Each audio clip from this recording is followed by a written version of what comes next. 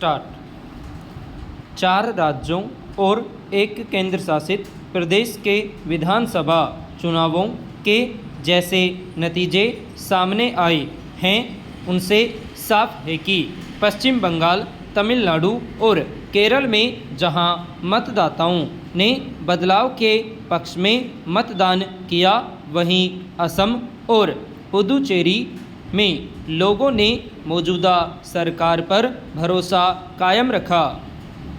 इसमें चौंकाने वाले नतीजे तमिलनाडु और पश्चिम बंगाल से आए, जहां चुनाव प्रचार के क्रम में बहुस्तरीय उतार चढ़ाव के बावजूद लोगों के लिए यह अंदाज़ा लगा पाना मुश्किल था कि सत्ताधारी पार्टियों का प्रदर्शन बेहद कमज़ोर हो सकता है।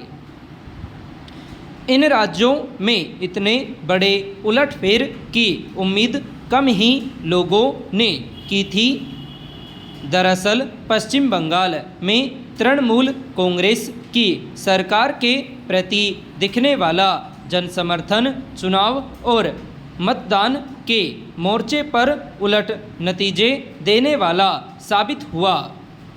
हालांकि राज्य में भाजपा ने जीत के लिए जिस स्तर पर जाकर मेहनत की, मतदाताओं के वोट अपने पक्ष में लाने के लिए एक व्यापक राजनीतिक पर काम किया और यहाँ तक भावनात्मक मुद्दों का भी सहारा लिया, उसका साफ असर मतगणना और नतीजों पर दिखा।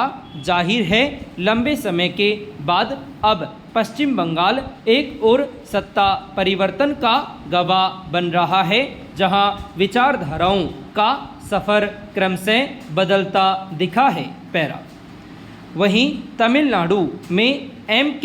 स्टालिन के नेतृत्व वाले द्रविड़ मुनेत्र कगड़म को लेकर बहुत कम लोगों ने यह अंदाज़ा लगाया होगा कि चुनाव के परिणाम में उसकी स्थिति इस कदर खराब होगी।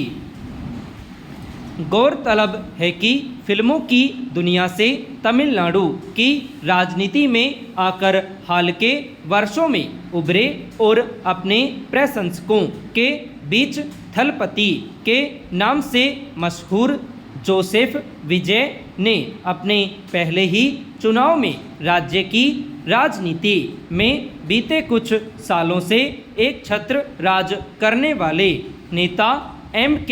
स्टालिन और उनकी पार्टी द्रमुक को करारी शिकस्त दी। अब तमिलनाडु द्रमुक और अन्ना द्रमुक के इर्द गिर्द घूमने वाली राजनीति के समांतर एक नए दौर में प्रवेश कर गया है। यह देखने की बात होगी कि आने वाले वर्षों में यह राज्य किस राजनीतिक धारा का केंद्र बनेगा।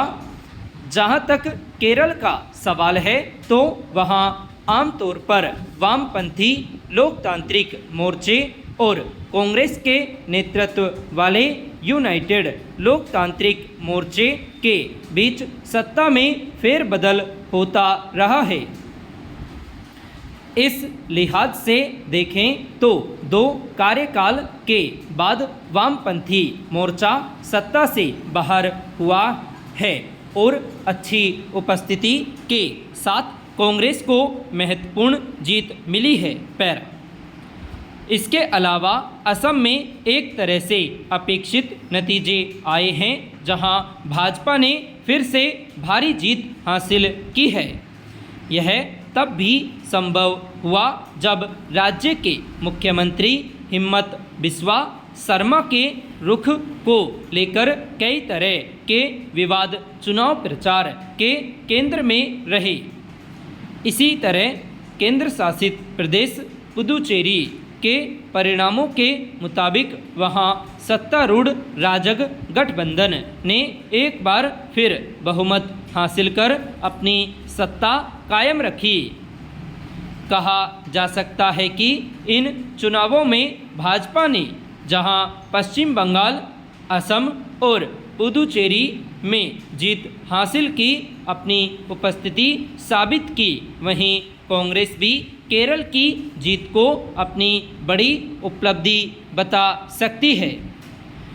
चुनाव से पहले पश्चिम बंगाल में SIR के तहत करीब 27 लाख लोगों को मतदाता सूची से बाहर किए जाने को लेकर सवाल उठे।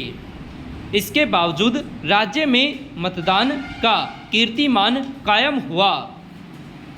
बहरहाल चुनाव के दौरान चाहे जिस तरह की तल्खियाँ देखी गई, लेकिन अब ज़रूरत इस बात की है कि एक लोकतांत्रिक ढांचे के तहत समावेशी विकास सभी सरकारों का मुख्य उद्देश्य बने।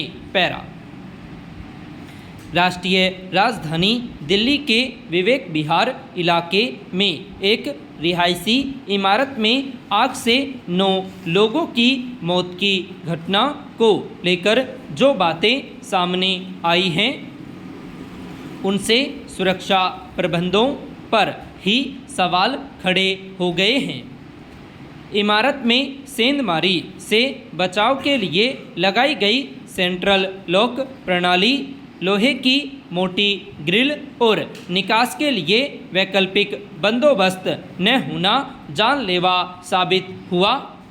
सुरक्षा के नाम पर की गई इस व्यवस्था ने आग और धुएं से घिरे लोगों के बचाव के रास्ते को ही बंद कर दिया।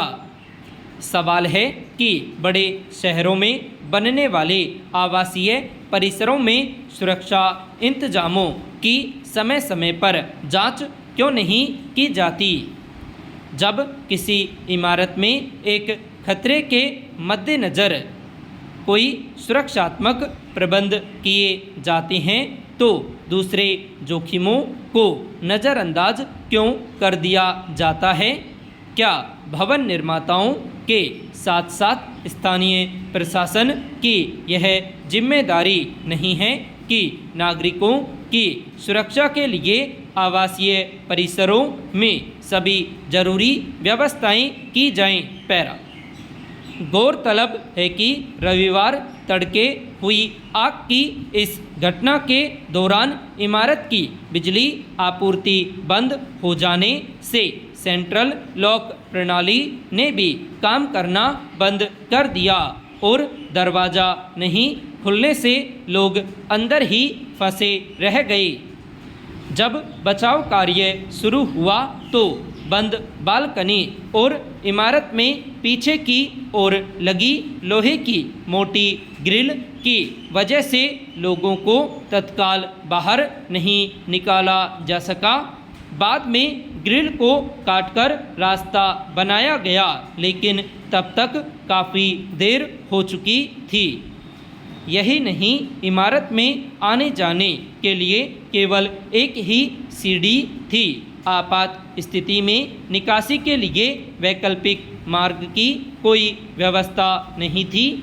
हैरत की बात है कि वाहनों और इमारतों में आग की घटना के दौरान सेंट्रल लॉक प्रणाली की वजह से जान जाने की खबरें अक्सर आती रहती हैं।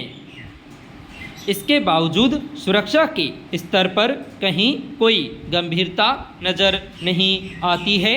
आवासीय इमारतों में सुरक्षा उपायों की गहन जांच पड़ताल के बिना ही बिजली पानी के कनेक्शन दे दिए जाते हैं।